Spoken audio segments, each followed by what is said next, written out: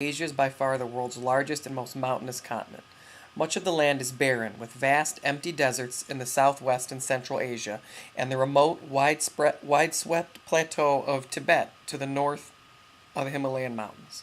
Asia also has some of the world's most fertile plains and valleys beside rivers that include the Mekong, Indus, and Euphrates. In Southeast Asia, the land is mainly mountainous or covered in tropical rainforests that are teeming with wildlife. Away from the mainland, scattered on either side of the equator, lie thousands of islands, many of them volcanic. Siberia. Most of Siberia, the Asian part of Russia, is bitterly cold in the winter. In the north lies the tundra, where part of the soil has been frozen since the end of the last ice age. Beneath its surface there are vast supplies of minerals. To the south lies the world's largest coniferous forest.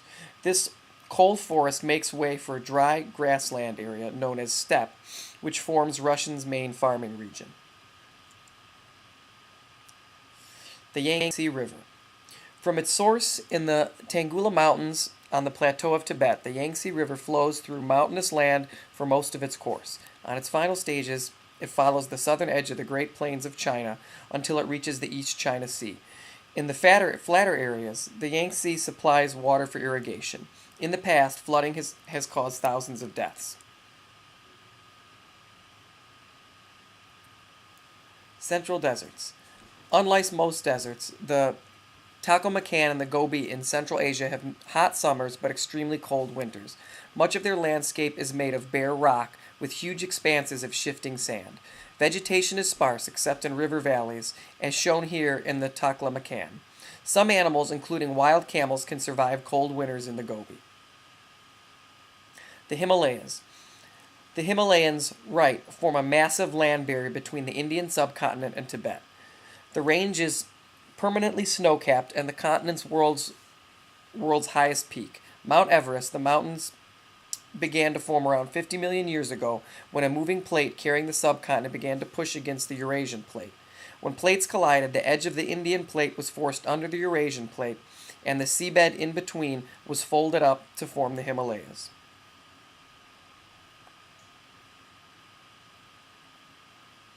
The Ring of Fire. Volcanoes erupt so often on the rim of the land and islands around the Pacific that the region is called the Ring of Fire. The most famous eruption took place in 1883, when the volcanic island of Krakatoa, west of Java, erupted. The explosion was so loud it was heard in Australia. In 1928, a new volcano burst to life on the island. It was named Ankh Krakatoa, meaning son of Krakatoa. Peoples of Asia 1. Of all of the continents, Asia has the largest population with the greatest variety of cultures. The history of civilization here stretches back for many thousands of years. Cities and writing, the development of which are closely connected, first appeared in Asia. More than 5,000 years ago, the earliest cities, such as Babylon, emerged in the valley of the Tigris and Euphrates River, an area known as Mesopotamia. Today, Asia contains over 60% of the world's population, much of which is concentrated in the southern and eastern regions of the continent. Although most of the people are farmers, the city populations are growing very rapidly. Early civilizations. The world's earliest civilizations grew up and around river valleys in Asia in an area known as the Fertile Crescent, which stretches from an arc from the Pacific Gulf to the Mediterranean Sea. Many cities here can trace their history back for several thousand years. Empty plains. Although Asia has a huge population, many areas are hardly peopled at all. At just 4 people per square mile, Mongolia has the world's lowest population density. Growing cities. A large portion of Asia's population still lives in the countryside as farmers, but the number living in cities is rising steeply. The largest cities in Asia now have populations of more than 10 million. These megacities, along with many other cities in the continent, are destined to grow even faster as people move from the countryside to towns. Population density. Large areas of the Middle East and Central Asia are empty wilderness, unsettled by people because of their extreme dryness or cold temperatures. Most of the population is concentrated in the fertile valleys and the coastal lowlands of South and East Asia.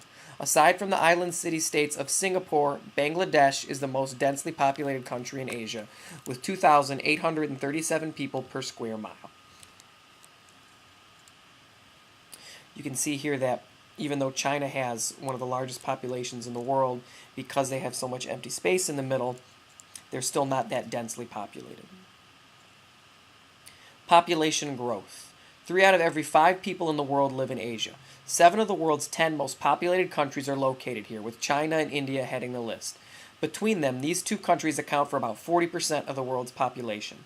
In mainland China, a strictly enforced government policy to restrict family size to just 1 child has slowed the rate of population growth. But elsewhere in the continent, it is still very high. In 2000, India's population rose over 1 billion, and Indonesia's passed 210 million.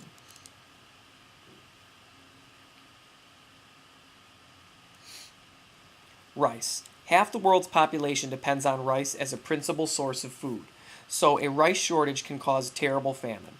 This plant, native to Southeast Asia, has been cultivated in the region for at least 7,000 years.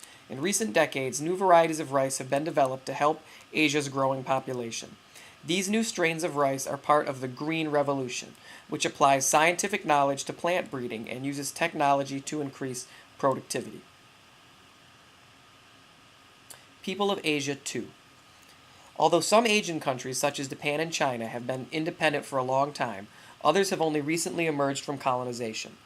At the start of the 20th century, much of the Middle East, the whole Indian subcontinent, and large areas of Southeast Asia were controlled by European powers. Nationalist governments grew up across Asia, and the countries regained their independence. Many countries here have had very fast economic growth. Together, with the recent pressure for change, this means that societies across the regions are now evolving rapidly. Independence. Each year, many countries in the region celebrate their freedom from colonial rule in Independence Day celebrations, like those in Pakistan shown above. Some countries, like India, gained their independence through largely peaceful protests, while fierce fighting occurred in others, such as Indonesia.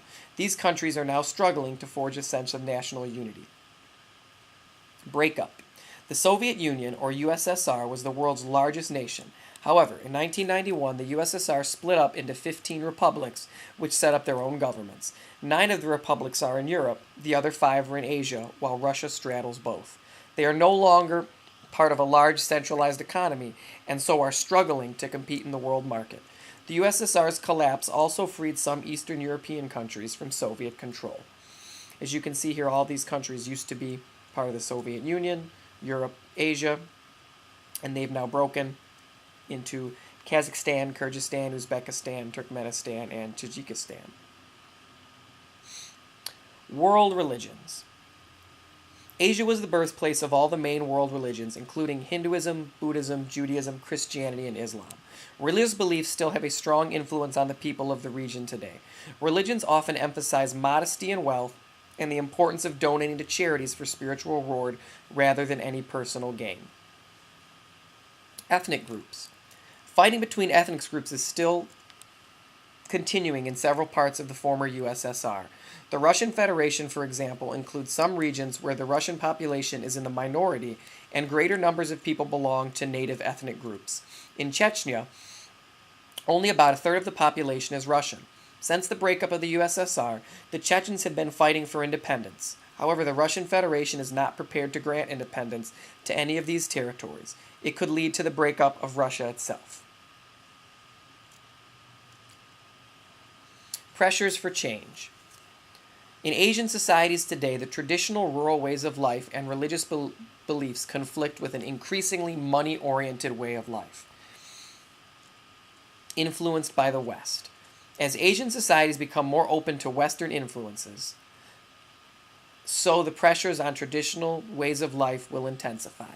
Societies react to pressures for change in different ways. In Afghanistan, for example, religious leaders violently oppose Western ideas, leading to setting up of a hardline republic based on strict interpretation of Islamic law.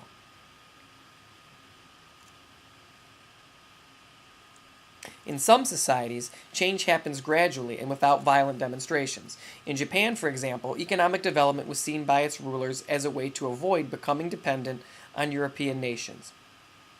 Japan has therefore accepted Western capitalism while still managing to preserve many traditional Japanese values. Even China, so long closed to Western ideas, is now enthusiastically embracing capitalism. And when this atlas talks about the West, that's another way of just saying America. A lot of Arabic and Muslim countries do not like when people start to become Americanized. And when you look at Japan, China, they love America and they don't mind becoming Americanized. Oil in the Middle East. Before oil was discovered, many desert countries in the Middle East were very poor. Oil has transformed their fortunes. More than 2/3 of the world's known reserves of crude oil and 1/3 of natural gas occur here. Countries have become wealthy through the export of oil and natural gas throughout the world. New cities have sprung up, such as Dubai, and foreign workers have arrived in great numbers. The Little Tigers. Following in the footsteps of Japan, a number of Southeast Asian countries look to make the most of their cheap and plentiful supply of workers to rapidly boost their economies. These little tigers achieved great success in the final decades of the 20th century. However, they are now having to deal with the side effects of rapid industrialization. Pollution, unemployment, poverty in rural areas, and new, cheaper competition has begun to emerge elsewhere. When you look at this map here, you can see that Vietnam, Malaysia, Taiwan, South Korea were known as the Little Tigers because they were able to produce lots of high-tech goods very cheaply and were able to become rich. Role of women. Women's lives differ hugely over such a large continent, influenced by each nation's culture, religion, and politics. In some areas, such as India and the Islamic countries of the Middle East, the vast majority of the workforce is male. Yet Islamic women in Southeast Asian countries, such as Indonesia, often work outside the home.